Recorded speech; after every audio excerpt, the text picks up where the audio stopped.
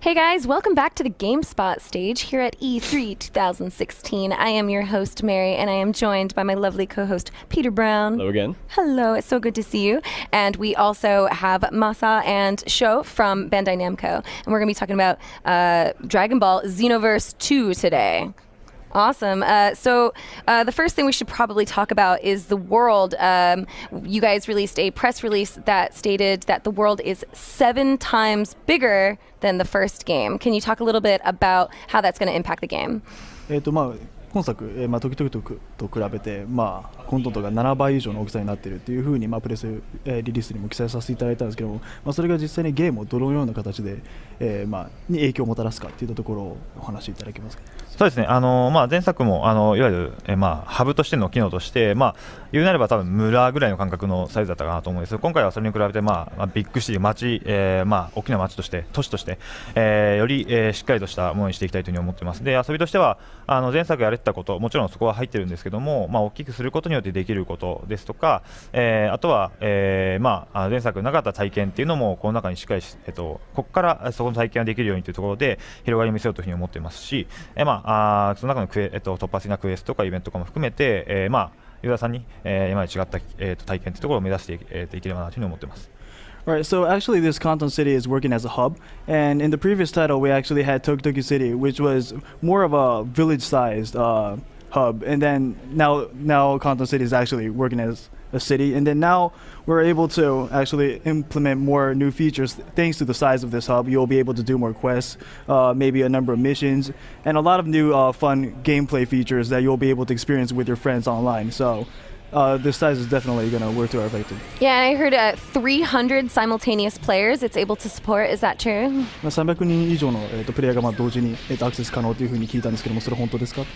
そうですね、もちろん表示体数としてはもう少し絞られてくると思うんですけども、実際そのオンラインで同時に居合わせるという意味では300人以上の人たちはそこに居合わせて、みんなで盛り上がれる要素とか、みんなで、そこで盛り上がる興奮エキサイティングな要素とかでもここに忍ばせていきたいというふうに思っています。Alright, so the actual number of players that you'll actually be able to see on your screen may not be exactly 300, but yes, when you're talking about the number of players that can access, yes, we're looking at 300, and thanks to these numbers, you'll be able to more co-op more, interact more, and do a lot of more fun things with players online. So we hope you look forward to that. That's awesome. And now in the start of the game, I heard that you won't be able to fly immediately. Now you will be able to in the matches because that's such a core element of the competition itself.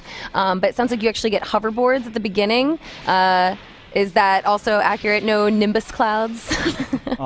ですね、武空術ができるようになるっていうのは聞いたんですけども、ただプレゼンの中では最初からできるようにはならないと。で、ある一定の条件を満たすとできるようになるということで、最初の方はホバーに乗ったり、乗り物に乗ってると思うんですけども、これってホバーだけなんですかと。例えば、筋斗雲ないんですかっていう質問。なるほど、すごくいい質問ですね。A very good question. 正直ここでは何とも言えないですけども、ただそうですね、最初武器術使えないって話をしましたけども、これは別にもったいぶってるわけでもなく、単純にその街をどんどんこうある意味その一個一個ちゃんと遊んでもらって、その最終的には大きな広がりとして遊んでもらうという流れでこう順番にこう遊んでもらいたいというふうにも思いとしてあるだけなので、すぐにストーリー進めていけばすぐに使えるようになりますし、乗り物も最初から乗れる、最初とかすぐ進めたら乗れるようになってますし、乗り物の違ったものに関しては今後の情報を待っていただければなというふうに思います。Alright, so in terms of Nimbus clouds or maybe different vehicles, there's not much we can say right now. We hope you look forward to further information. But in terms of being able to fly or not, we're not just we're not just preventing players from flying just because we don't want them to. We just want them to search through and look through the city in order and play through, and then finally be able to fly and go to places that you're only able to go to because you can fly. So we just want players to go in order. Maybe just like restricting them in the beginnings that then they can achieve to get to new areas. Exactly, Sounds like a cool thing. Now, I've also heard that there is a training school that's been announced. Does that mean or allude in any way that there'll be a training mode? ですね、塾、何でしたっけ、パトローラ養成学校があるっていうふうに聞いたんですけども、これって、例えば、トレーニングモードがあるっていうことを要は案に示しているんでしょうか。まあそうですね、まあありますね、はい。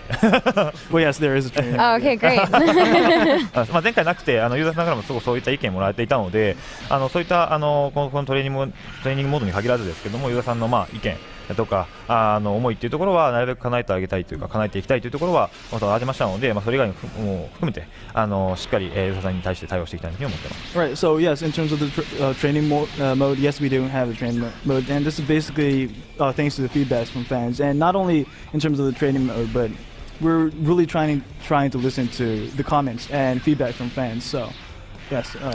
That's fantastic. I mean, it seems like you guys have been working in tandem with your fans throughout the iteration of the first game, making adaptations for the second game. Another thing a lot of people wanted was local multiplayer split screen. Have you guys announced anything regarding that?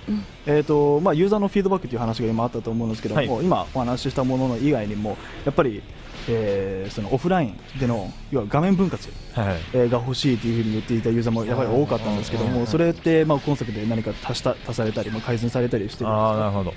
オフライン対戦ですね。オフライン対戦。そうですね。画面自体はこれも結構どっちの意見も多くてというかですね、画面分割の方が好きな人もいれば、今回、まあ、このドラゴンズ・ゼノバスでは画面分割せずに1つの画面で対戦できるようにしていたんですけども、そっちの方がいいという人も結構多くて、一応今回はやっぱりどうしても分割してしまうと画面がちっちゃくなってしまって、やっぱりどうしてもその大きなステージを大きく見れないというのもデメリットがあると思っているので、分割せずにですね、今回もやっていきたいというふうには思ってます。であとはただ前回もその、画面分割に限らずですけども、まあ、ステージをもっと増やしてほしいというような意見とかはあったんですけど、そういうところに対しては一つじゃなくて前回一つしかなかったんで、今回は増やしていきたいというふうにも思ってます。Alright, we actually received a lot of feedback from fans. Yes, there were fans saying that they want split screen, but there were also fans who were saying that the way we did local versus mode was good as is, because you're able to look at the stage more freely. It's more larger. If you split the screen, there's just small portions that you can see. It's such a wide open field. Yeah. It's actually quite hard to see. But in the first game, you only had, I think, one map for local multiplayer. Exactly. So there, we are increasing more stages, okay, so that great. Players will be able to play in a number of stages. Okay. Any idea of how many maps so far, or? 今いくつかって話せないですかっていう。そうだな。そうですね。まあ一つじゃないよって感じですよね。はい。Alright, まあ一個一個やっぱりそのちゃんと作り対戦用にマップ自体のそのまあゲーム的なところですけども、まあ作り直しているというかですね、まあちゃんと仕組みをし直しているっていうところもあるので、全部が全部対応できるわけじゃないというところもあるので、まあできる限りという感じです。Alright, so sorry, we can't go into the actual numbers, but we're actually really recreating the stages so that it fits the local 1 versus 1 mode. So yeah, I'm sure that it'll be something satisfying. Okay.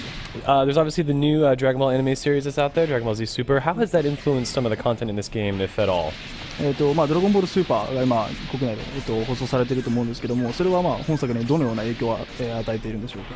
どのような要素が含まれるんでしょうか。なるほどですね。要素が入っているか入ってない。要素が入っているんでしょうか。そうですね。まあこのゲーム開発を決めたというかスタートし始めてから時間が経ってからこのスーパーというのが放送されているので、もともとのそのパッケージに対しては本当にもともと構成しようと思った要素プラスアルファの形になってきてはいます。なので正直入れられるか入れられないかというところで言うと本当に一体一体キャラクター作るのにもすごく時間をかけてやっているものではありますので、正直入れるのはなかなか難しいかなと思ってるんですが、なるべく対応したいなとも思っているので、どんだけの数とかどういった内容になるのかとかはまだわからないですけども、何か一つでもちゃんと対応できればなというふうには思っています。Alright, so to be completely honest, the broadcasting of Dragon Ball Super actually began after we already created the whole concept of the game. So we're not actually sure about how many or maybe the content of Dragon Ball Super we will be able to include in the game, but we are really hoping that we can do something related to Dragon Ball Super. So we hope that you guys can look forward to further information on that as well. Does one more question, if that's cool? Yeah, like does the development team have a strong history and affinity for this series? And if you do personally, how does it feel to work with such an icon, like a cultural icon of Japan? 本当にドラゴンボールの歴史っていうのはすごい長いと思うんですけども、そんなもう日本を代表するIP であるドラゴンボールに携わるっていうのはどんな気持ちですかっていう。そうですね、もちろんすごく嬉しい、自分もファンですし、すごく嬉しいっていうのもあるんですが、もう前作も、すごく思ったことは、やっぱりその責任の、責任ですよね、やっぱりみんな好きな人がやっぱりこれだけ多い作品でもあるので、やはりみんなどういうふうにこういうふうになってほしい、こういうゲーム作ってほしいっていう気持ちがいっぱいあるところに対して、どれだけ、ちゃんとそこに応えていくかっていうところに関して、でも作れるという、権利というかそういった部分は自分が与えられているというふうには思うので、そういった意味では、責任感を持って、そういうのに当たっていくというところで、気が引き締まる思いで、対応しています。Right. So first of all, Hirano-san himself is a fan, so he's really happy to be able to be involved in the development of Dragon Ball game. But at the same time, he feels a really strong responsibility to work up to the expectations and hopes from fans, because we know that there are so many fans of Dragon Balls throughout the world. So now that he has the privilege to create a game, he would really like to work up to those expectations. Lots of responsibility. That's a responsibility. Real quick, is there a lot of people love the transformations that happen between the characters, but I think there were only a few races that had transformations. Are there going to be more transformations in Xenoverse 2? みんなやっぱりその変身という要素がすごい好きだと思うんですけども、実際前作においては一部の種族しかその変身という要素はなかったと思うんですけども、その他の種族においても、変身という要素を今回絡めてきているんでしょうか。すごくグッドクエスチョン。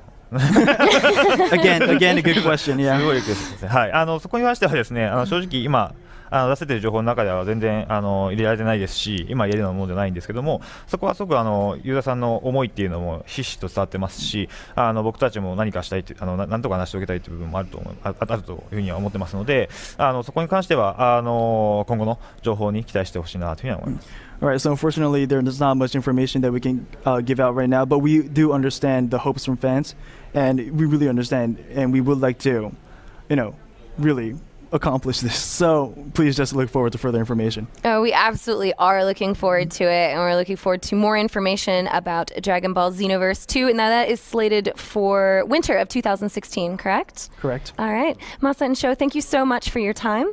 And thank you guys for watching. That was Dragon Ball Xenoverse 2. There's going to be a lot more. So if you want to hear all the latest on that game, be sure to stay tuned to GameSpot and stick around, because we still have more coming up on our live show at E3 2016.